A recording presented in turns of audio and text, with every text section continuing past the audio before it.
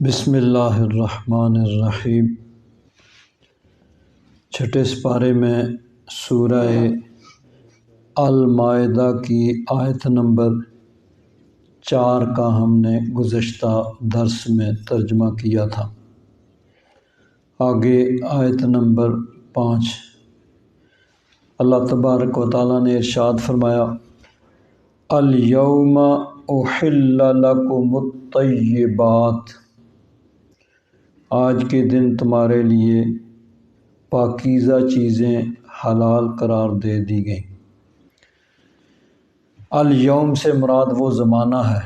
نبی کریم صلی اللہ علیہ وسلم کی تشریف آوری۔ حضور نبی کریم صلی اللہ علیہ وسلم اس دنیا میں تشریف لائے تو اللہ تبارک و تعالیٰ نے آپ کا ایک منصب پہلی کتابوں میں بیان فرمایا، اور وہ منصب کیا تھا؟ وَيُحِلُّ لَهُمُ الطَّيِّبَاتِ۔ نبی کریم صلی اللہ علیہ وسلم، یہ تورات میں بھی حضور کا یہ منصب مذکور تھا، چنانچہ سورہ اعراف میں ہے، الَّذِينَ يَتَّبِعُونَ الرَّسُولَ النَّبِيَّ الْأُمِّيَّ، وہ جو رسول نبی امی، یعنی جس رسول نے کسی دنیاوی استاد کے پاس نہیں پڑھا، ان کی اتباع کرتے ہیں۔ الذی یجدونہ مکتوبا عندہم فی التوراۃ والانجیل، کہ جن کو وہ لکھا ہوا پاتے ہیں اپنے پاس تورات و انجیل میں۔ یأمرہم بالمعروف وینہاہم عن المنکر، کہ وہ انہیں نیکی کا حکم دیتے ہیں اور برائی سے روکتے ہیں۔ وَيُحِلُّ لَهُمُ الطَّيِّبَاتِ، ان کے لیے پاکیزہ چیزیں حلال قرار دیتے ہیں۔ وَيُحَرِّمُ عَلَيْهِمُ الْخَبَائِثَ، اور ناپاک چیزیں ان کے لیے حرام قرار دیتے ہیں۔ تو حضور نبی کریم صلی اللہ علیہ وسلم کی تشریف آوری کا ایک مقصد یہ بھی تھا کہ امر بالمعروف اور نہی عن المنکر، نیکی کا حکم دینا، برائی سے روکنا، اور پاکیزہ چیزوں کو حلال قرار دینا، اور خبیث ناپاک چیزوں کو حرام قرار دینا۔ تو نبی کریم صلی اللہ علیہ وسلم تشریف لائے تو حضور نے پاکیزہ چیزوں کو حلال قرار دیا، جن کا بیان، یعنی حرام کا جب بیان ہو گیا تو باقی سب جو اس میں نہیں ہے وہ حلال ہیں۔ تو قرآن و حدیث میں جن جن چیزوں کو حرام قرار دیا گیا وہ حرام ہیں، اور باقی چیزیں جو ہیں وہ حلال ہیں۔ تو الیوم سے وہ زمانہ مراد ہے۔ حضور نبی کریم صلی اللہ علیہ وسلم تشریف لائے، اعلان نبوت کے بعد 13 برس حضور نے مکہ مکرمہ میں گزارے۔ اس زمانے میں قرآن پاک نازل ہوتا رہا، شرعی احکام نازل ہوتے رہے، پھر ہجرت کر کے مدینہ منورہ تشریف لائے۔ 10 برس حضور مدینہ منورہ میں رہے، اور اس زمانے میں بھی شرعی احکام نازل ہوتے رہے۔ تو یہ 23 برس کا عرصہ جو نزول قرآن کا ہے،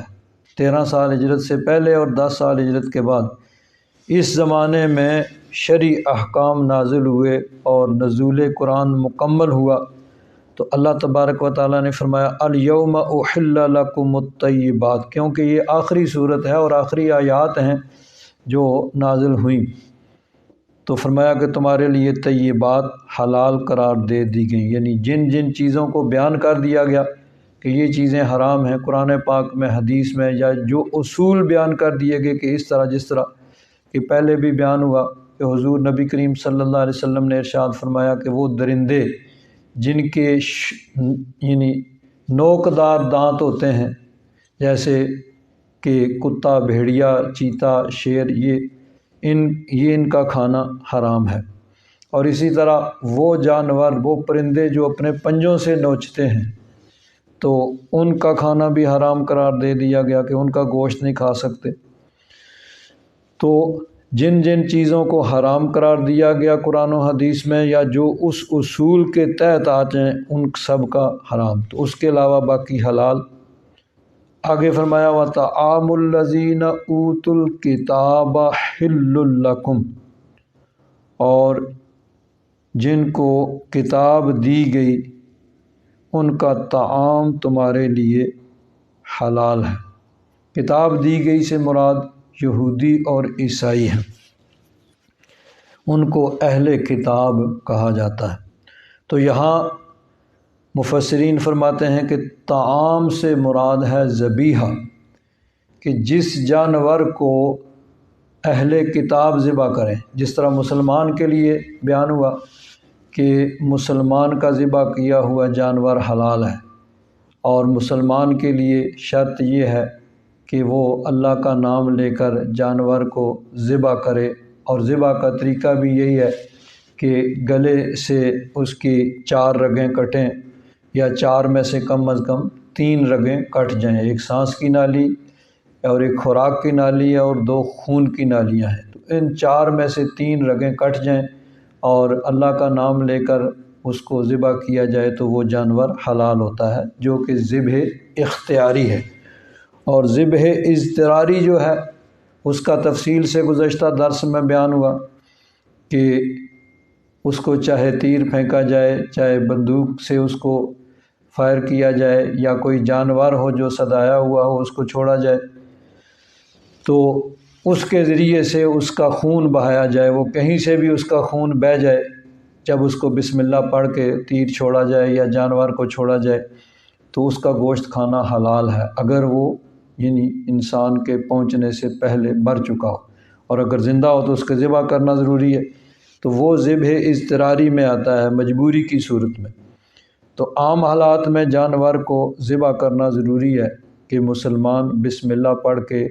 اس کے گلے پہ چھری چلائے، یا اونٹ کو نہر کیا جائے، اس کی رگیں کٹ جائیں، خون بہہ جائے، جب اس کی جان نکل جائے گی تو اب اس کا گوشت کھانا جائز ہے۔ تو اسی طرح اہل کتاب یعنی یہودی اور عیسائی بھی اسی طریقے سے اگر کسی جانور کو ذبح کریں تو اس کا گوشت کھانا بھی جائز ہے۔ اب یہ یاد رکھیں کہ نبی کریم صلی اللہ علیہ وسلم کی تشریف آوری کے بعد حضور کے اعلان نبوت سے پہلے سارے دین منسوخ ہو گئے، کہ یہودی حضرت موسیٰ علیہ السلام کے ماننے کا دعویٰ کرتے ہیں اور تورات پر عمل کرنے کا دعویٰ کرتے ہیں، عیسائی جو ہیں وہ عیسیٰ علیہ السلام کو مانتے ہیں اور تورات اور انجیل دونوں کو ماننے کا دعویٰ کرتے ہیں۔ لیکن حضور کی تشریف آوری کے بعد یہ پہلے دین منسوخ ہو گئے، اب نہ پہلے دین پر عمل کیا جائے گا اور نہ پہلی کتابوں پر عمل کیا جائے گا۔ یہ الگ بحث ہے کہ ان کتابوں کے اندر ان کے ماننے والوں نے اپنی مرضی اور اپنی خواہش سے تبدیلی کر دی، لیکن اگر کہیں سے اصل تورات بھی آ جائے، اصل انجیل بھی آ جائے، تو اب اس کے مطابق عمل نہیں ہوگا، کیونکہ وہ کتابیں منسوخ ہو گئیں۔ حضور نبی کریم صلی اللہ علیہ وسلم کی تشریف آوری کے بعد اب مسلمان اسی کو کہا جائے گا کہ جو اسلام کے تمام عقائد کو مانے گا، نبی کریم صلی اللہ علیہ وسلم کو نبی اور رسول مانے گا، حضور کا کلمہ پڑھے گا، اسی کو مسلمان کہا جائے گا۔ حضور کی تشریف آوری سے پہلے اگر کوئی عیسیٰ علیہ السلام کے اصل دین کا پیروکار تھا تو اس کو مسلمان کہا جائے گا، چاہے ان کا کوئی بھی نام، یعنی وہ اصل دین ہے جو اللہ تبارک و تعالیٰ کا پسندیدہ دین ہے اس پہ تھا۔ عیسیٰ علیہ السلام کی تشریف آوری سے پہلے جو تورات کو مانتے تھے، حضرت موسیٰ علیہ السلام کے اصل دین کے پیروکار تھے، ان کو مسلمان کہا جائے گا۔ ہر دور میں انبیاء کرام کی جو اصل تعلیمات تھیں ان کے ماننے والے مسلمان تھے۔ تو حضور کے اعلان نبوت کے بعد مسلمان وہی ہے کہ جو نبی کریم صلی اللہ علیہ وسلم کا کلمہ پڑھے۔ اس کا مطلب یہ ہے کہ یہودی اور عیسائی جو ہیں وہ کافر ہیں، وہ نبی کریم صلی اللہ علیہ وسلم کو نبی نہیں مانتے، قرآن پاک کو اللہ کی کتاب نہیں مانتے، تو وہ کافر ہیں۔ لیکن قرآن پاک نے ان کافروں کے لیے خاص اصطلاح رکھی۔ فرمایا لم یکن الذین کفروا من اہل الکتاب، اہل کتاب میں سے جو کافر ہیں، یعنی ان کو کافر بھی کہا اور اہل کتاب، تو مطلب یہ ہے کہ باقی کافروں سے ان کو الگ کیا کچھ چیزوں میں باقی کافروں سے ان کو الگ کر دیا اہل کتاب کو، یعنی یہودیوں اور عیسائیوں کو۔ حالانکہ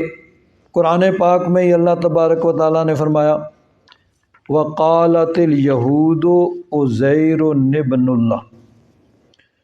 یہودیوں نے کہا کہ عزیر علیہ السلام اللہ کے بیٹے ہیں، وقالت النصارى المسیح ابن اللہ، اور عیسائیوں نے کہا کہ عیسیٰ علیہ السلام اللہ کے بیٹے ہیں۔ تو اب اللہ تبارک و تعالیٰ کے لیے بیٹا قرار دینا یہ ان کا کفر تھا۔ عیسائی جو ہیں وہ کوئی 3 خداؤں کو مانتے ہیں، ثالث و ثلاثہ کہتے ہیں۔ تو بہرحال یہ ان کے عقائد اس وقت تھے جب قرآن پاک نازل ہوا کہ یہودی جو ہیں وہ عزیر علیہ السلام کو اللہ کا بیٹا کہتے ہیں، عیسائی عیسیٰ علیہ السلام کو اللہ کا بیٹا مانتے ہیں۔ اس کے باوجود ان کو باقی کافروں سے کچھ احکام میں الگ کیا گیا، تمام میں نہیں۔ ہیں وہ کافر جو نبی کریم صلی اللہ علیہ وسلم کو نبی نہیں مانتے، وہ سب کے سب کافر ہیں، لیکن کچھ چیزوں میں ان کو باقیوں سے الگ کیا گیا، اور ان میں سے ایک کیا ہے کہ عیسائی اور یہودی کا ذبیحہ، جس جانور کو انہوں نے ذبح کیا، جس طرح مسلمان کے لیے جو شرائط پائی جاتی ہیں وہ شرائط ان میں پائی جائیں۔ مطلقاً تو مسلمان بھی اگر ذبح کرتا ہے اور جان بوجھ کے اللہ کا نام نہیں لیتا ہے تو اس کا ذبح کیا ہوا حلال نہیں ہوتا نا۔ تو یہودی یا عیسائی جو اللہ کا نام لے کر ان تمام شرائط کے ساتھ جو مسلمان کے لیے شرائط پائی جاتی ہیں، اگر وہ ذبح کرے گا تو اس کا ذبیحہ حلال ہوگا۔ حضرت پیر کرم شاہ صاحب رحمۃ اللہ تعالی علیہ اس کی تفسیر میں فرماتے ہیں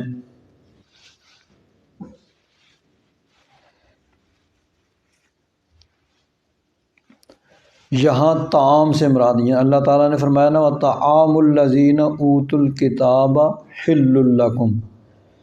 جن کو کتاب دی گئی ان کا کھانا تمہارے لیے حلال ہے۔ تو فرماتے ہیں یہاں طعام سے مراد وہ جانور ہے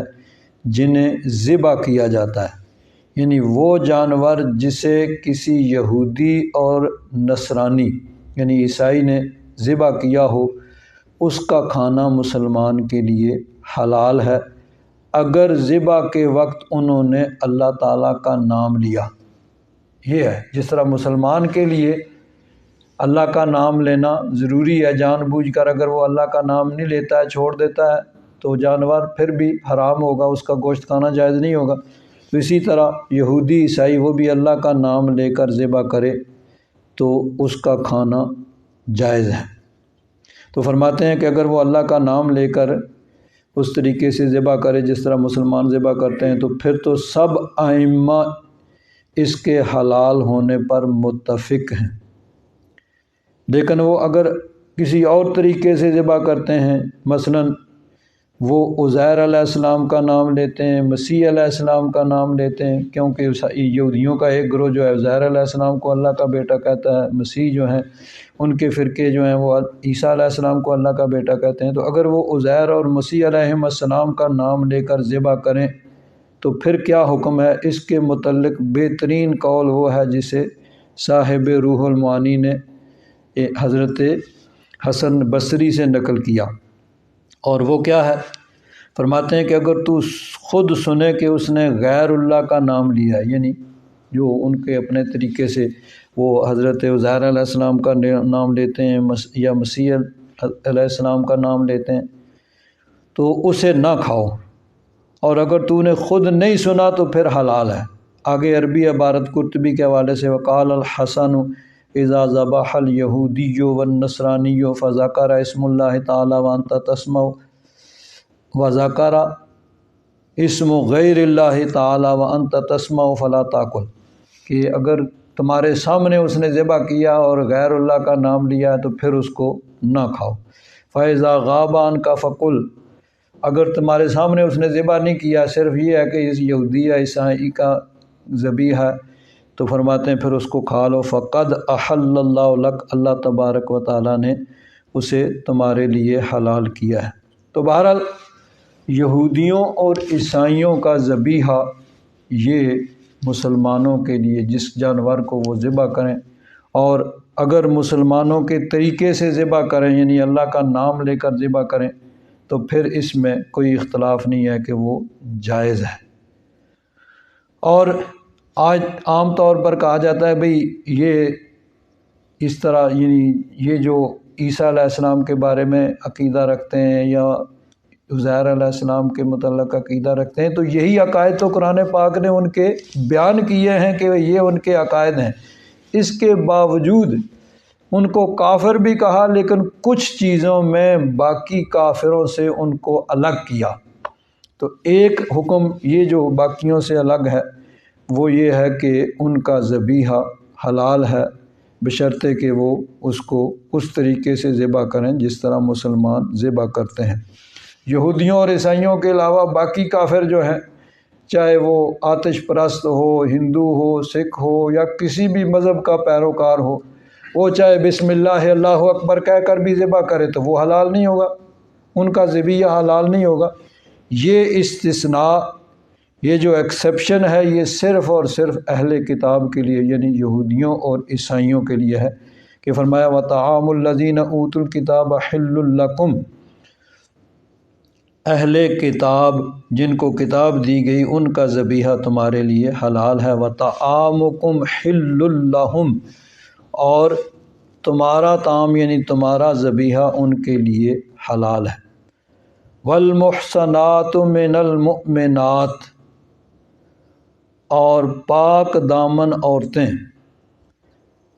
مومنوں میں سے وہ تمہارے لیے حلال کی گئیں کہ تم ان سے نکاح کرو۔ ان کی تفصیل جو ہے وہ پیچھے بیان ہو گئی پچھلی صورت میں۔ والمحصنات من الذین، اس میں بھی یہی ہے کہ جن جن عورتوں سے نکاح حرام ہے ان کا بیان کر دیا گیا۔ حرمت علیکم امہاتکم و بناتکم و اخواتکم، جن جن سے نکاح نہیں ہو سکتا، ماں ہے، بہن ہے، بیٹی ہے، خالہ ہے، پھوپھی ہے، بھتیجی، پانجی، اسی طرح یہ جو رشتے جن سے نکاح نہیں ہو سکتا ان کا بیان ہوا۔ تو اس کے علاوہ باقی جو ہیں وہ سب کے سب حلال ہیں۔ تو فرمایا کہ پاک دامن عورتیں ان سے نکاح تمہارے لیے حلال ہے۔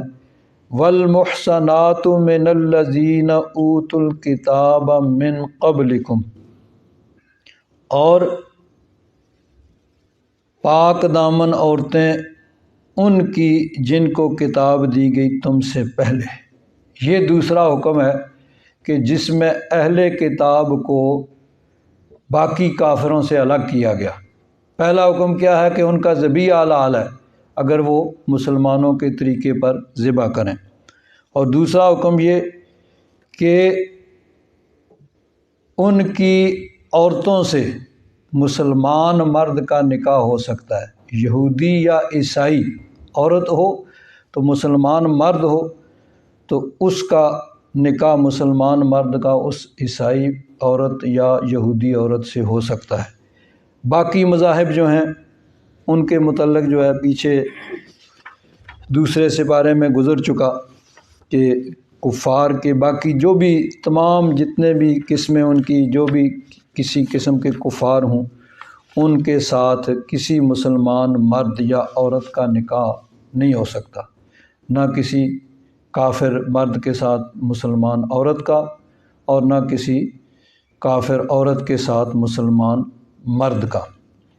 ارشاد فرمایا وَلَا تَنْكِحُوا الْمُشْرِكَاتِ حَتَّى يُؤْمِنْ، مشرک عورتوں سے نکاح نہ کرو حتیٰ کہ وہ مسلمان ہو جائے، ایمان لے آ جائیں۔ جب ایمان لے آئیں گی تو اب نکاح جائز ہوگا، جب تک وہ عورتیں کافر ہیں، مشرک ہیں، اس وقت تک ان سے نکاح مسلمان کا نہیں ہو سکتا۔ وَلَأَمَةٌ مُؤْمِنَةٌ خَيْرٌ مِّن مُشْرِكَةٍ، اور مسلمان عورت چاہے وہ لونڈی ہو باندی ہو، وہ بہتر ہے مشرک آزاد عورت سے، ولو اعجبکم، اگرچہ وہ آزاد عورت جو کافر ہے وہ تمہیں پسند ہو، لیکن اس کی بجائے تم اگر مسلمان آزاد عورت سے نکاح نہیں کر سکتے تو مسلمان لونڈی، آج کے دور میں تو یہ نہیں ہے، اس زمانے میں غلام اور لونڈیاں ہوتے تھے۔ وَلَا تُنْكِحُ الْمُشْرِكِينَ حَتَّى يُؤْمِنُوا، اور مسلمانوں کو دوسرا حکم یہ دیا جا رہا ہے کہ اپنی عورتوں کا، مسلمان عورتوں کا مشرک کافر مردوں سے نکاح نہ کرو یہاں تک کہ وہ مسلمان ہو جائیں۔ اگر مسلمان ہو جاتا ہے تو اب شرعاً اس کے ساتھ مسلمان عورت کا نکاح جائز ہوگا۔ وَلَا عَبْدٌ مُؤْمِنٌ خَيْرٌ مِّن مُشْرِكٍ، اور غلام مومن مرد جو کہ چاہے غلام ہی ہو وہ بہتر ہے اس مشرک سے چاہے وہ آزاد ہو، یعنی مشرک کافر ہے آزاد ہے، ولو اعجبکم، چاہے وہ تمہیں پسند آئے اچھا لگے، لیکن اس کی بجائے کسی مسلمان غلام سے نکاح کر دیا جائے عورت کا، وہ بہتر ہے۔ اولئک یدعون الی النار، کیونکہ مشرک مرد عورتیں وہ دوزخ کی طرف، جہنم کی طرف بلاتے ہیں۔ واللہ یدعو الی الجنۃ والمغفرۃ بإذنہ، اور اللہ تبارک و تعالیٰ جنت اور مغفرت کی طرف بلاتا ہے اپنے اذن سے۔ تو کسی بھی مشرک اور کافر مرد سے مسلمان عورت کا نکاح نہیں ہو سکتا، اور کسی کافر عورت سے کسی مسلمان مرد کا، یعنی دونوں صورتوں میں نہ کسی مسلمان مرد کا کسی کافر عورت سے نکاح ہو سکتا ہے، نہ کسی مسلمان عورت کا کسی کافر سے نکاح ہو سکتا ہے۔ لیکن یہ صرف اہل کتاب کے لیے کہا، اور وہ بھی صرف ایک طرف سے، یعنی مسلمان مرد کا تو عیسائی اور یہودی عورت سے نکاح ہو سکتا ہے، لیکن کسی مسلمان عورت کا کسی یہودی اور عیسائی سے نکاح نہیں ہو سکتا۔ اب بعض لوگ اس پہ اعتراض کریں گے بھئی یہ کیوں؟ تو دیکھیں اللہ تبارک و تعالیٰ ہر چیز کی حکمتیں بہتر جانتا ہے۔ یہ اللہ تبارک و تعالیٰ کا حکم ہے، کسی انسان نے نہیں بنایا ہوا، اور اللہ تبارک و تعالیٰ کے ہر کام میں ہزارہا حکمتیں ہوتی ہیں، تو یہ اللہ تبارک و تعالیٰ ہی اس کی حکمتیں بہتر جانتا ہے۔ باقی حالات جو ہیں وہ ہر زمانے میں مختلف ہوتے رہتے ہیں، لیکن اللہ تبارک و تعالیٰ کے احکام دائمی ہیں۔ پہلے کیا ہوتا تھا کہ مثلا مسلمان عورت مرد نے اگر کسی عیسائی یا یہودی عورت سے نکاح کیا تو بعد میں اگر ان میں ناچاکی ہوتی ہے، علیحدگی ہوتی ہے، تو بچے ظاہر بات ہے کہ مرد کے ساتھ رہتے اور وہ مسلمان رہتے، اور اگر یعنی یہودی یا عیسائی مرد سے مسلمان عورت کا نکاح کیا جاتا، بعد میں خرابی ہو تو بچے ہوں تو بچے تو اس کے ساتھ جائیں گے، وہ یہودی عیسائی۔ آج اگر یورپ میں دیکھا جائے تو صورتحال جو ہے وہ اس کے الٹ ہو گئی ہے کہ بچے جو ہیں وہ عورت کے ساتھ رہتے ہیں، لیکن یہ چیزیں جو ہیں یہ بدلتی رہتی ہیں دنیا میں۔ اللہ تبارک و تعالیٰ کے احکام جو ہیں وہ دائمی ہیں، اور وہ حکم یہی ہے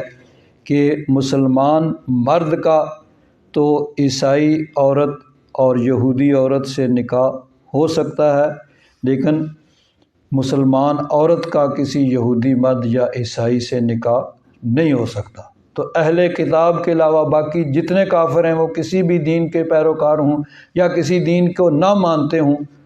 ان میں جانبین سے، دونوں جانب سے نکاح نہیں ہو سکتا، نہ مسلمان مرد کا کسی کافر عورت سے، نہ کسی مسلمان عورت کا کسی کافر مرد سے نکاح ہو سکتا ہے۔ حضرت پیر کرم شاہ صاحب رحمۃ اللہ تعالیٰ علیہ اس آیت کی تفسیر میں فرماتے ہیں، محسنات کا معنی ہے پاک دامن۔ اللہ تعالیٰ نے فرمایا والمحسنات من المؤمنات والمحسنات من الذین اوتوا الکتاب من قبلکم، تو یہاں مسلمانوں کو ترغیب دلائی جا رہی ہے کہ اگر تم نے شادی نکاح کرنا چاہو تو حسن و دولت کی وجہ سے شادی نہ کرو، بلکہ عفت و پاک دامنی کے زیور سے جو مزین ہو اس کے ساتھ نکاح اور شادی کرو۔ یہی ایک ایسی محکم بنیاد ہے جس پر گھر کی عمارت اٹھائی جائے گی۔ حدیث پاک میں آتا ہے، نبی کریم صلی اللہ علیہ وسلم نے ارشاد فرمایا کہ نکاح جو ہوتا ہے اس میں کئی چیزیں جو ہیں ان کو مد نظر رکھا جاتا ہے۔ تنکح المرأۃ لاربع، کسی عورت سے نکاح کرتے وقت 4 چیزوں میں سے کسی ایک چیز کو مد نظر رکھا جاتا ہے۔ عمومی طور پر یہ ہوتا ہے کیا؟ لمالہا، ایک یہ ہوتا ہے کہ مالدار عورت سے نکاح کیا جائے تاکہ وہ زیادہ سے زیادہ جہیز لائے اور بھی اس وہاں سے ہمیں ملیں گے۔ والے جمالہا، یا اس کی خوبصورتی کو دیکھا جاتا ہے۔ والے حسبہا، اس کے خاندان کو دیکھا جاتا ہے، اونچا خاندان ہو تو یہ چیزیں مد نظر رکھنی ہیں۔ مال و دولت والے گھر میں نکاح کیا جائے، خوبصورتی کو دیکھا جاتا ہے، حسب و نسب کو دیکھا جاتا ہے، خاندان کو دیکھا جاتا ہے، یہ ساری چیزیں مد نظر رکھی جاتی ہیں۔ والدینہا، چوتھی چیز کیا ہے کہ دین کو مد نظر رکھ کے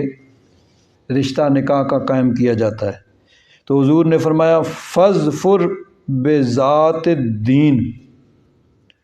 تو کوشش کر دین والی سے، تربت یدا کا۔ فلیکن ہمک الوحید ہوا صلاح دینہا، تیرا ایک ہی مقصد ہونا چاہیے کہ وہ اس کے دین کی بہتری۔ فاذا کان مع ذلک جمال ومال وحسب فہذا خیر الی خیر طیب، یعنی اگر دیندار ہو، نیک ہو، متقی پرہیزگار ہو، یعنی ایسا خاندان ہے جو مذہبی ہے، دیندار ہے اور عورت دیندار ہے،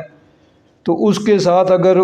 وہ مالدار بھی ہے یا خوبصورت بھی ہے، اچھا خاندان ہے، تو یہ ساری چیزیں ایک اضافی خوبی ہیں۔ تو فرمایا کہ اگر یہ بھی ہوں تو یہ خیر کے ساتھ خیر ہے، لیکن لا یکون ہمک الجمال او المال او الحسب، لیکن یہ مال اور جمال اور حسب، یہ خوبصورتی، مال و دولت اور حسب و نسب، اونچا خاندان، یہ اصل مقصد نہیں ہونا چاہیے۔ اصل مقصد یعنی نکاح کا رشتہ قائم کرتے ہوئے دین ہونا چاہیے، کہ دینداری۔ یہ تو فرماتے ہیں کہ یہی چیز اللہ تبارک و تعالیٰ نے فرمائی کہ دین کو دیکھا جائے۔ آگے فرماتے ہیں یہ کہ والمحصنات من الذین اوتوا الکتاب من قبلکم، پہلے یہ بتایا کہ اہل کتاب کا ذبیحہ تمہارے لیے حلال ہے، اب یہ بتایا جا رہا ہے کہ ان کی نیک عورتوں سے بھی تم نکاح کر سکتے ہو۔ بعض علماء کے نزدیک صرف ان کتابی عورتوں سے نکاح کی اجازت ہے جو اسلامی ملک کی رعایا ہوں۔ اگر غیر اسلامی ملک میں کوئی رہنے والے عورتیں ہوں تو ان سے نکاح نہیں ہو سکتا، یعنی یہ بعض لوگوں نے کہا ہے، اور وہ بھی احتیاط کے طور پر کہ اگر اسلامی ملک ہوگا تو بعد میں اگر کوئی ایسی صورت لڑائی جھگڑے کی اور علادگی کی صورت پیدا ہوتی ہے تو بچے ظاہر بات ہے باپ کے ساتھ رہیں گے اور وہ مسلمان رہیں گے، اور اگر یعنی یہ اس صورت میں ہے کہ وہ اپنے مذہب پہ قائم رہیں، عیسائی عورت اپنے مذہب پہ رہے اور یہودی عورت اپنے مذہب پہ رہے، اگر تو وہ مسلمان ہو جائیں تو پھر تو یعنی کوئی ممانعت نہیں ہے نا، وہ چاہے کسی بھی مذہب کے پیروکار ہوں، جب مسلمان ہو جائے تو نکاح جائز اور درست ہے۔ اسی طرح کسی بھی مذہب کا پیروکار مرد ہے، جب وہ مسلمان ہو گیا تو شرعاً اس کے ساتھ نکاح میں کوئی کسی قسم کی رکاوٹ نہیں ہے۔ یہ اس صورت میں ہے کہ جب وہ اپنے مذہب پہ رہیں، عورت عیسائی ہے وہ عیسائی رہے، یہودی ہے یہودی رہے۔ تو بعض علماء نے یہ کہا کہ اسلامی ملک میں تو ایسے ہو سکتا ہے لیکن غیر اسلامی ملک میں یہ نہیں کر سکتے۔ احناف کے نزدیک یعنی حضرت امام اعظم ابو حنیفہ اور آپ کے جو فقہ کے پیروکار ہیں ان کے نزدیک یہ حرام تو نہیں لیکن مکروہ ضرور ہے۔ حرام نہیں کہ اللہ تعالیٰ جب قرآن پاک میں صراحتاً اجازت دے رہا ہے تو اب یہ حرام نہیں ہو سکتا۔ ہاں اس کے اندر چونکہ آگے خرابیاں جو پیدا ہوتی ہیں، جس طرح عام طور پر دیکھا جاتا ہے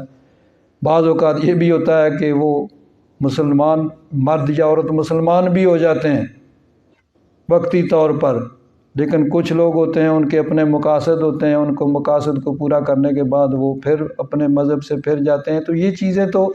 پیدا ہوتی رہتی ہیں۔ لیکن جب وہ مسلمان ہو رہا ہے، مرد ہو یا عورت ہو، کلمہ پڑھتا ہے، مسلمان ہو جاتا ہے ہم ان سے پوچھتے ہیں بھئی آپ اپنی مرضی سے مسلمان ہو رہے ہیں یا کوئی دباؤ ہے؟ وہ کہتا ہے جی نہیں، مرد و عورت ہم اپنی مرضی سے مسلمان ہو رہے ہیں۔ تو جب وہ کہہ رہا ہے کہ میں مسلمان ہوں تو پھر ہم زبردستی اس کو کافر نہیں قرار دے سکتے، اور شرعاً اس کے ساتھ نکاح ہو سکتا ہے۔ تو یہ چونکہ وہ اپنے مذہب پہ قائم ہیں، یہودی یا عیسائی رہتی ہیں عورتیں، مسلمان نہیں ہوتی، تو اس صورت میں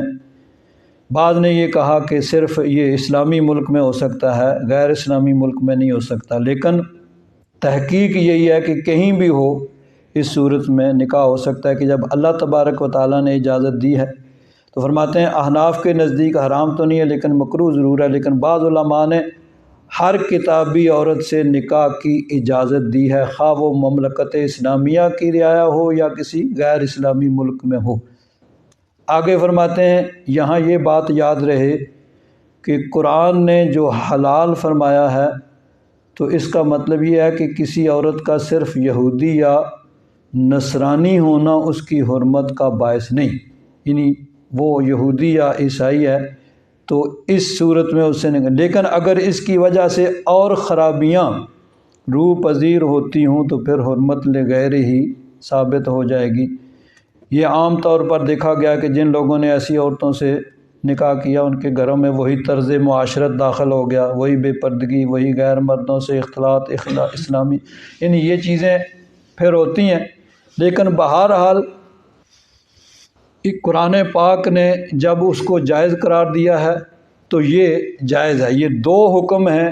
جن میں اہل کتاب کو یعنی یہودیوں اور عیسائیوں کو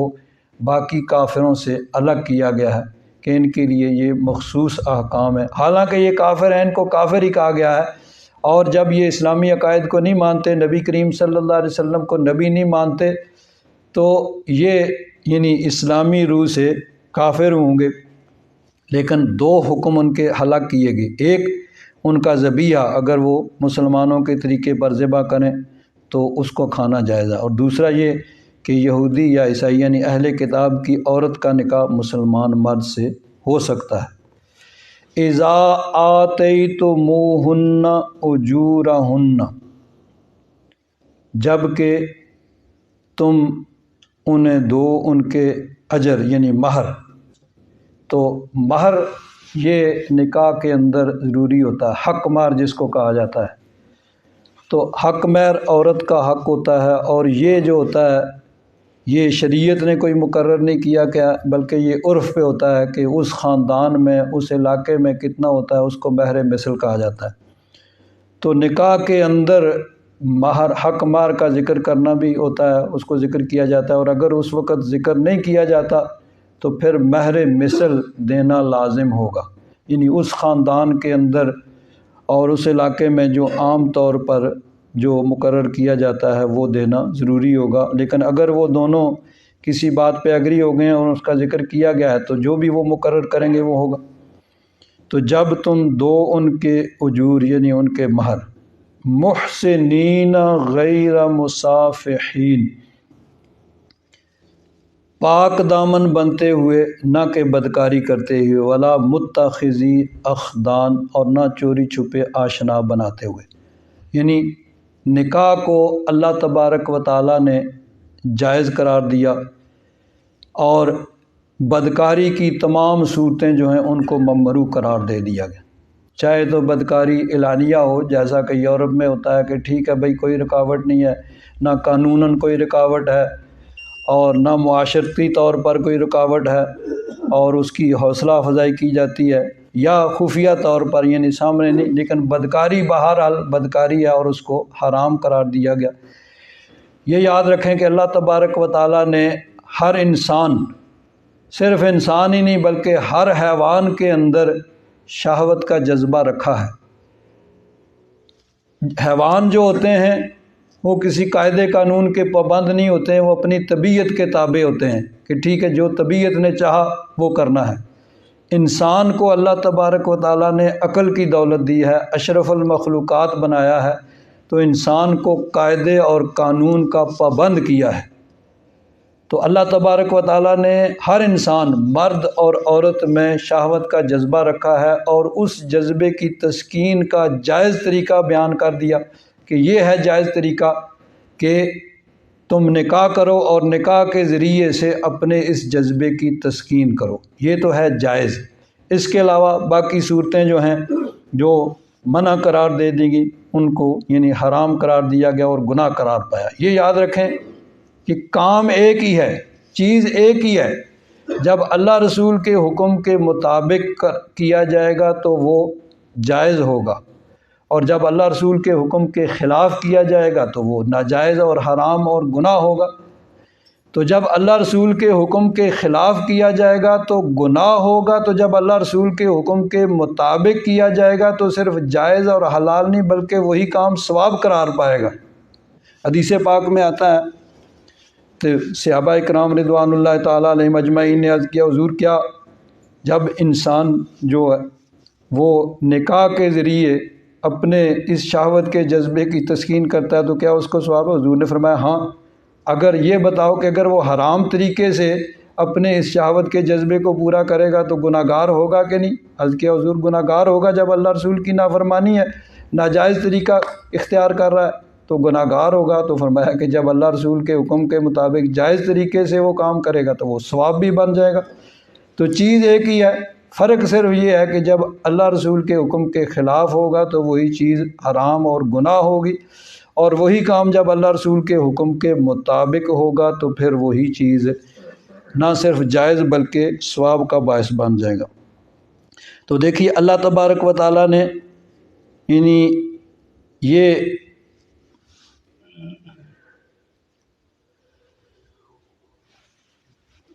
قرآن پاک کے اندر اللہ تبارک و تعالیٰ نے اس چیز کو بیان کیا۔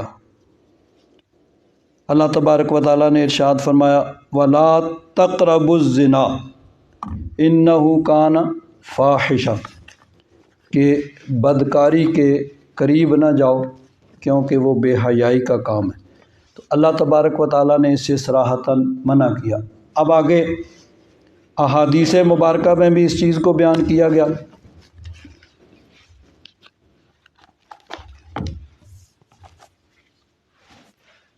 حضرت ابو ہریرہ رضی اللہ تعالیٰ عنہ راوی ہیں،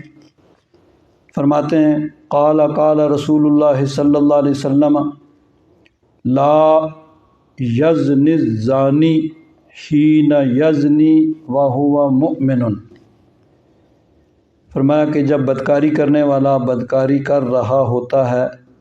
تو وہ مومن نہیں ہوتا۔ جس وقت وہ بدکاری کر رہا ہے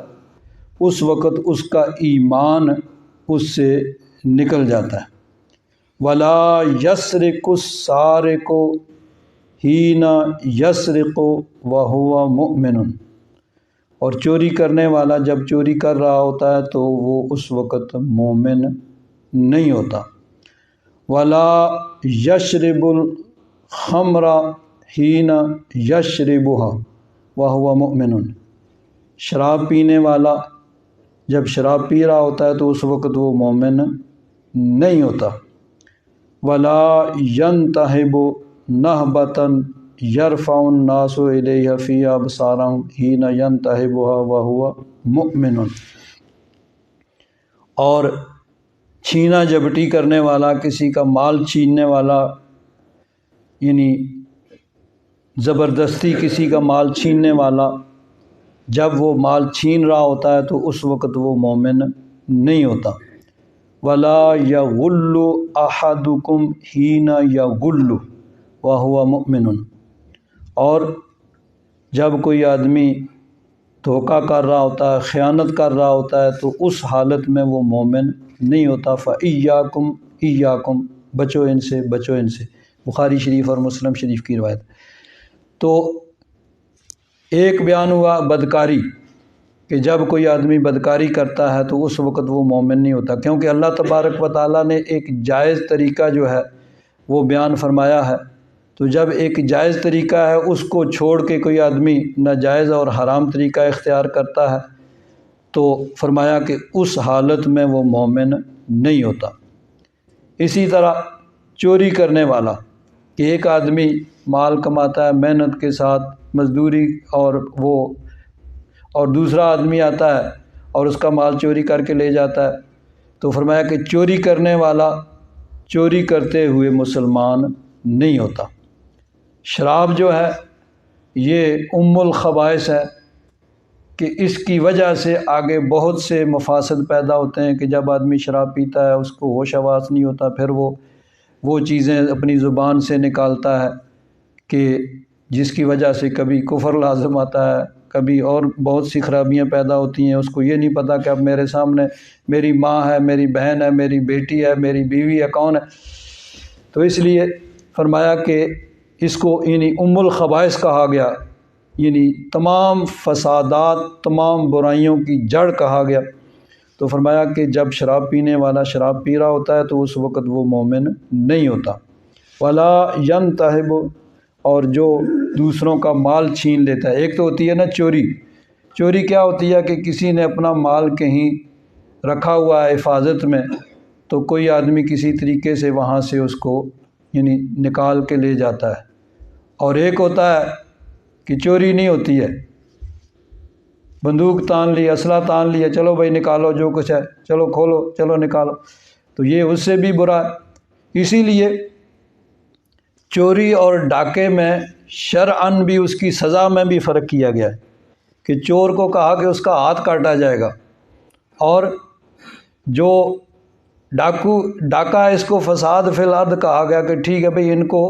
ہاتھ نہیں کاٹا جائے گا بلکہ ان کو سر عام جو ہے وہ ان کا سر قلم کیا جائے تاکہ لوگ اس سے بچیں۔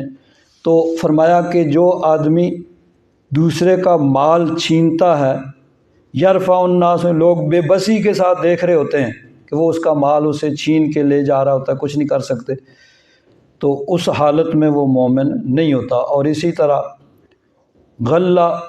یا غلو یعنی خیانت کرنا، ملاوٹ کرنا، تو جس وقت وہ خیانت کر رہا ہوتا ہے، ملاوٹ کر رہا ہوتا ہے، اس حالت میں وہ مومن نہیں ہوتا۔ آگے ایک روایت میں حضرت ابن عباس رضی اللہ تعالیٰ عنہ نے فرمایا وَلَا يَقْتُلُ حِينَ يَقْتُلُ وَهُوَ مُؤْمِنٌ، کہ جب کوئی آدمی کسی انسان کا ناحق قتل کرتا ہے تو وہ اس حالت میں مومن نہیں ہوتا۔ قال اکرمۃ قلت لابن عباس، حضرت اکرمہ جو حضرت ابن عباس کے شاگرد ہیں، راوی ہیں آگے اس حدیث کے، وہ فرماتے ہیں میں نے حضرت ابن عباس رضی اللہ تعالیٰ عنہ سے عرض کیا کیف ینزع الایمان منہ، کہ اس کا ایمان کیسے نکال لیا جاتا ہے۔ قال ہاکذا وشبک بین اصابعہ ثم اخرجہا، تو حضرت عبداللہ بن عباس رضی اللہ تعالیٰ عنہ نے انگلیوں کو انگلیوں میں ڈالا، فرمایا اس طرح کہ یوں اس کا ایمان نکل جاتا ہے۔ فَإِن تَابَ عَادَ إِلَيْهِ ہَكَذَا، اگر وہ توبہ کر لے تو اس کا ایمان پھر یوں انگلیوں میں ڈالا کہ یوں اس کا ایمان لوٹ آتا ہے۔ وَشَبَّكَ بَيْنَ أَصَابِعِهِ، تو یعنی اس حالت میں جس وقت وہ بدکاری کر رہا ہوتا ہے، چوری کر رہا ہوتا ہے، شراب پی رہا ہوتا ہے، ڈاکہ ڈال رہا ہوتا ہے، اور اسی طرح وہ خیانت کر رہا ہوتا ہے، تو اس حالت میں آگے ایک روایت میں کہ ناحق قتل کرنے والا، اس حالت میں وہ مومن نہیں ہوتے۔ تو اگر وہ توبہ کریں تو حضرت عبداللہ بن عباس نے فرمایا کہ اس کا ایمان جو ہے پھر وہ واپس آ جاتا ہے۔ لیکن بہرحال یہ یعنی بدکاری ایک بہت بڑا جرم ہے، اور اس میں بھی دیکھیں جہاں پہ مفاسد یا خرابی زیادہ ہوتی ہے کہ جہاں انسان کو محافظ ہونا چاہیے، وہاں اگر وہ یعنی خرابی پیدا کرے تو اس کو بھی یعنی باقی کی نسبت بھی بڑا جرم قرار دیا گیا۔ حضرت عبداللہ بن مسعود رضی اللہ تعالیٰ عنہ راوی ہیں، قال رسول اللہ صلی اللہ علیہ وسلم، قال رجل یا رسول اللہ ای الذنب اکبر عند اللہ، ایک شخص نے عرض کیا یا رسول اللہ، اللہ تبارک و تعالیٰ کے نزدیک بڑا سب سے بڑا گناہ کون سا ہے؟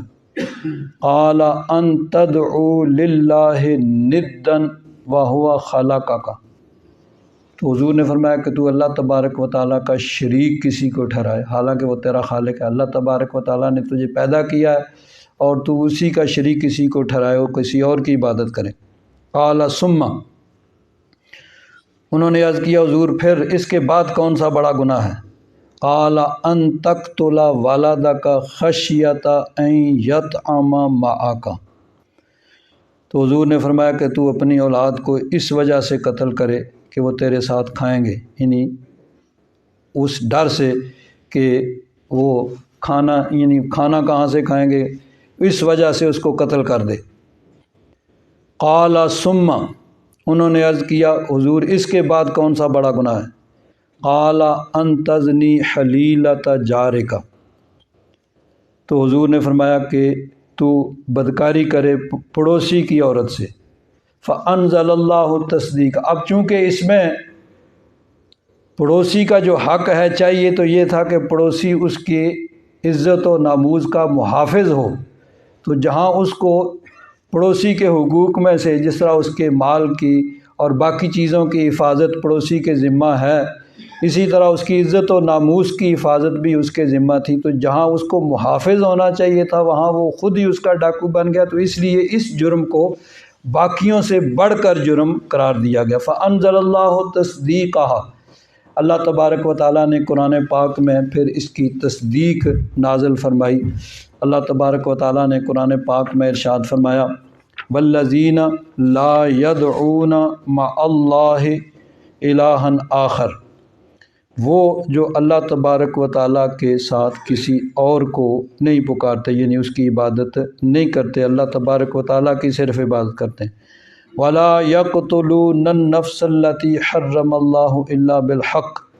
اور کسی بھی جان کو ناحق قتل نہیں کرتے، ولا یزنون، اور نہ وہ بدکاری کرتے ہیں۔ تین چیزیں وہاں بیان ہوئی تھی، سب سے پہلے کہ اللہ تبارک و تعالیٰ کا شریک ٹھہرانا، اور اس کے بعد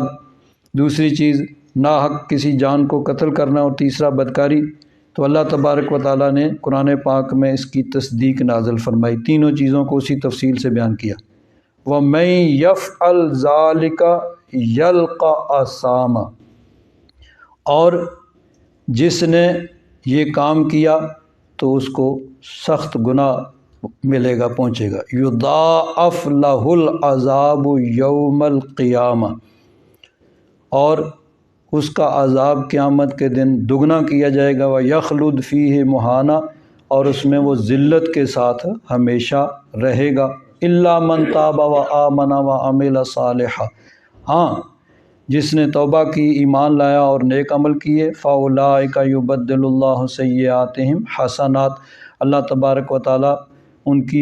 ان کے گناہوں کو نیکیوں سے بدل دیتا ہے۔ وَقَانَ اللَّهُ غَفُورًا رَحِيمًا، اور اللہ تبارک و تعالیٰ بخشنے والا، رحم فرمانے والا ہے۔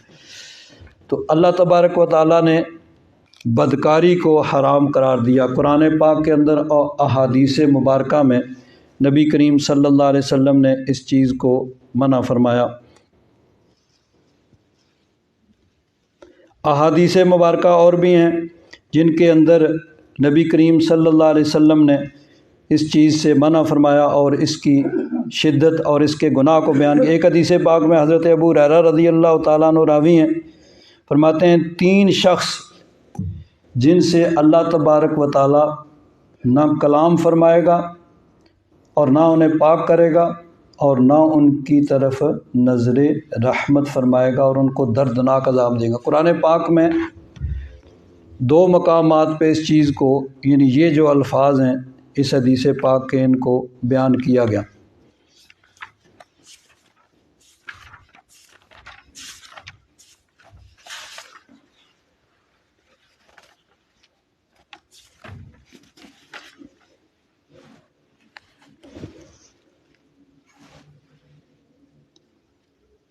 وَلَا يُكَلِّمُهُمُ اللَّهُ يَوْمَ الْقِيَامَةِ وَلَا يُزَكِّيهِمْ وَلَهُمْ عَذَابٌ أَلِيمٌ، کہ اللہ تبارک و تعالیٰ ان سے کلام نہیں فرمائے گا قیامت کے دن اور انہیں پاک نہیں کرے گا اور ان کے لیے دردناک عذاب ہوگا۔ تو یہی چیز نبی کریم صلی اللہ علیہ وسلم نے بیان فرمائی کہ تین شخصوں سے اللہ تبارک و تعالیٰ کلام نہیں فرمائے گا۔ یہاں کلام سے مراد نرمی اور پیار اور محبت کا کلام ہے، ورنہ ان کو ڈانٹا جائے گا، جھڑکا جائے گا، وہ تو سب مجرموں کے ساتھ ہوگا نا۔ یہاں مراد کلام سے وہ نرمی اور محبت کا کلام ہے، اور ان کی طرف نظر رحمت نہیں فرمائے گا اور ان کو دردناک عذاب ہوئے گا۔ اور کون سا؟ ایک فرمایا کہ ایسا آدمی جو عمر رسیدہ ہے، بوڑھا ہے اور پھر بھی بدکاری کرتا ہے۔ اب دیکھیے، بدکاری ہے وہ کسی بھی عمر میں ہو، لیکن ایک ہوتا ہے کہ جب انسان وہ جوان ہوتا ہے، اس وقت جذبات اس کے ہوتے ہیں، تو اس وقت اگر وہ بدکاری کرتا ہے تو گناہ ہونے میں تو کوئی شک نہیں ہے، لیکن اس وقت اس کا کوئی یعنی ایک ایسی چیز اس کے اندر موجود تھی جو اس کو اس طرف کھینچ رہی تھی، جس کی وجہ سے وہ اپنے جذبات سے مجبور ہو کے وہ گناہ کر رہا تھا۔ اور ایک آدمی بڑھاپے میں ہے تو اس وقت انسان یعنی اس کے اندر وہ چیز بھی نہیں ہوتی، لیکن اس کو یعنی باقی جرموں سے، جس طرح وہ پہلے بیان ہوا کہ جہاں ایک انسان کو اپنے پڑوسی کی عزت کا محافظ ہونا چاہیے تھا، وہاں وہی ڈاکو بن گیا تو اس کو باقی جرموں سے بڑا جرم قرار دیا گیا۔ تو اسی طرح یہاں پہ کہ ایک آدمی جو بوڑھا ہے اور پھر بھی وہ بدکاری کرتا ہے تو اس کا جرم باقیوں سے جرم سے بڑا قرار دیا گیا۔ فرمایا جھوٹ بولنے والا بادشاہ، کہ جو وہ جھوٹ بولتا ہے، اتنے بڑے عہدے پہ بیٹھتا ہے اس کے باوجود، اور تکبر کرنے والا فقیر۔ اب تکبر کوئی بھی کرے، اللہ تبارک و تعالیٰ کو ناپسند ہے، لیکن اگر کوئی مالدار ہے، جاگیردار ہے، وڈیرا ہے، تو وہ تکبر کرتا ہے تو اس میں کچھ چیزیں ایسی پائی جاتی ہیں جو یعنی اس کو مجبور کر رہی ہیں جس طرف وہ جا رہا ہے۔ لیکن ایک آدمی جس کے پاس ہے بھی کچھ نہیں اور پھر بھی وہ تکبر کرتا ہے تو اس کے جرم کو دوسروں سے الگ قرار دیا گیا، کہ اس میں دوائی وہ کھینچنے والی چیزیں نہیں پائی جاتی ہیں جس طرح بوڑھے آدمی کی بدکاری میں نہیں پائی جاتی۔ ایک حدیث پاک میں حضرت مقداد بن اسود رضی اللہ تعالیٰ عنہ فرماتے ہیں، نبی کریم صلی اللہ علیہ وسلم نے اپنے صحابہ کرام رضوان اللہ تعالیٰ علیہم اجمعین سے ارشاد فرمایا کہ بدکاری کے متعلق تم کیا کہتے ہو، زنا کے متعلق کیا کہتے ہو؟ انہوں نے عرض کیا کہ زنا کو اللہ تبارک و تعالیٰ نے اور اس کے رسول صلی اللہ علیہ وسلم نے حرام قرار دیا اور قیامت تک حرام قرار پائے گا۔ تو آگے پھر اسی کو نبی کریم صلی اللہ علیہ وسلم نے بیان فرمایا کہ اگر کوئی آدمی اپنی پڑوسی کی عورت سے بدکاری کرتا ہے تو وہ دوسری 10 عورتوں سے زیادہ بدکاری کرنے سے بھی بڑا جرم ہے۔ اس کی وجہ یہی ہے کہ ایک تو یہ ہے کہ وہاں مفاسد کے زیادہ چانسز پائے جاتے ہیں دوسروں کے بے نسبت، اور دوسری وجہ یہ ہے کہ اس کو اپنے پڑوسی کی عزت کا محافظ ہونا چاہیے تھا، لیکن وہی جو ہے وہ اس کی عزت کا اس پہ ڈاکہ ڈالنے والا بن گیا۔ تو اللہ تبارک و تعالیٰ نے انسان کو اشرف المخلوقات بنایا، اور انسان کو اللہ تبارک و تعالیٰ نے قاعدے اور قانون کا پابند کیا۔ جانور جو ہیں وہ صرف اپنی طبیعت کے تابع ہوتے ہیں کہ جو طبیعت نے چاہا وہ کرنا ہے، لیکن انسان وہ اپنی طبیعت کا نہیں بلکہ وہ قاعدے اور قانون کا پابند ہوتا ہے کہ اس کو اللہ تبارک و تعالیٰ نے عقل کی دولت دیا، اور انسان کو اللہ تبارک و تعالیٰ نے اشرف المخلوقات بنایا۔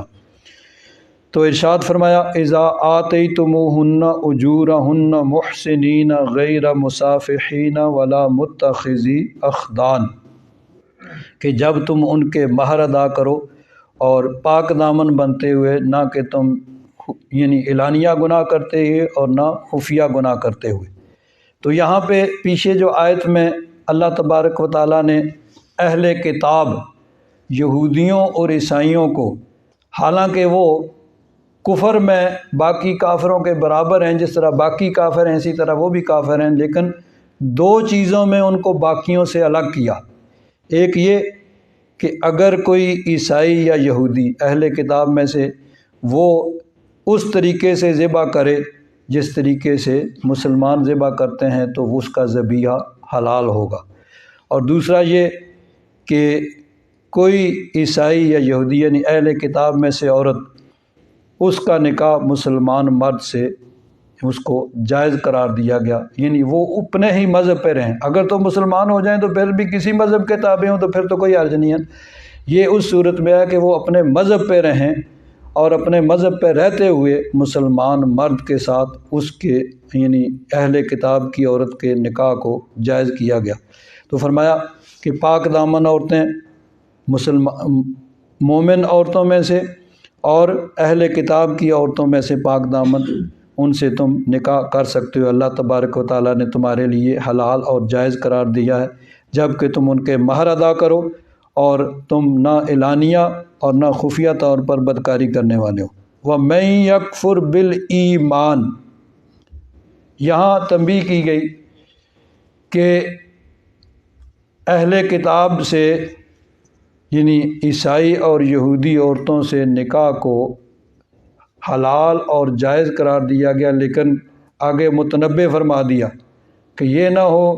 کہ کل وہ تمہیں بھی اپنے مذہب کی طرف کھینچ کے لے جائیں اور تمہیں بھی کافر بنا دیں۔ تو فرمایا وَمَن يَكْفُرْ بِالْإِيمَانِ، کہ جس نے ایمان کا انکار کیا یعنی مسلمان ہونے کے بعد کافر ہو گیا، فَقَدْ حَبِطَ عَمَلُهُ، تو اس کے سارے اعمال ضائع ہو گئے، کہ کفر کی وجہ سے تمام نیک اعمال وہ ضائع ہو جاتے ہیں۔ گناہ انسان کرتا ہے تو گناہ کی وجہ سے اس کے نامہ اعمال میں گناہ تو لکھا جاتا ہے، لیکن پہلے والی نیکیاں اس کی گناہ کی وجہ سے نہیں مٹتی، وہ نیکیاں اس کی قائم رہتی ہیں۔ اسی لیے تو بروز قیامت اعمال کو تولا جائے گا نا کہ نیکیاں کتنی ہیں، گناہ کتنے ہیں۔ لیکن جب انسان دائرہ اسلام سے خارج ہو گیا، مرتد ہو گیا، کافر ہو گیا، تو اب اس کی ساری نیکیاں ختم ہو گئیں۔ تو فرمایا وَمَن يَكْفُرْ بِالْإِيمَانِ، کہ جو ایمان کا انکار کرے یعنی ایمان کے بعد کافر ہو جائے، مرتد ہو جائے، فَقَدْ حَبِطَ عَمَلُهُ، اس کے سارے اعمال ضائع ہو گئے، وَهُوَ فِي الْآخِرَةِ مِنَ الْخَاسِرِينَ، اور آخرت میں وہ نقصان اٹھانے والا ہوگا، یعنی اس کے پاس کوئی نیک عمل نہیں ہوگا اور اس کا کفر جو ہے اس کے تمام نیک اعمال کو وہ ضائع کر چکا ہے۔ الحمدللہ رب العالمین، والصلاة والسلام علی حبیبہ سیدنا و مولانا محمد وعلی آلہ واصحابہ اجمعین۔ اللہم انک عفو کریم تحب العفو فاعف عنا یا غفور یا غفور۔ صلی اللہ تعالی علی حبیبہ سیدنا و مولانا محمد وعلی آلہ واصحابہ اجمعین برحمتک یا ارحم الراحمین۔